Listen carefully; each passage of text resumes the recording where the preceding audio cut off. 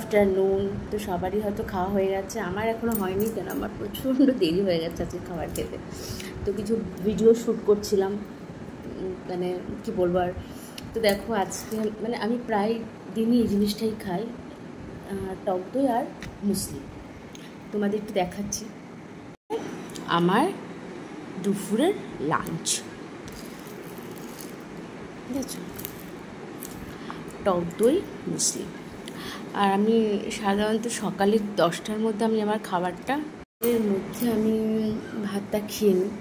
সেরকম একটা ভাত পরিমাণে খাই না, অল্প করেই খাই।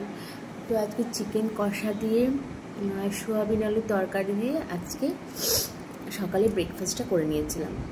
তো এখন আমি এটাই খাবো, আর এটাই আমার রোজকার খাবার, যে টক দই আর মুসলি।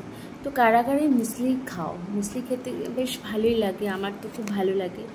তো আমি মাঝে মধ্যে আমার ছেলেকেও দিই। ও যখন বিকেল 5টার সময় বাড়িতে আসে, 5টা 10 পর্যন্ত কোনো কোনো সময় চলে আসে, যেহেতু গাড়িতে আসে, তো আমি কী করি, ওকেও মুসলি দিয়ে টক দই দিই।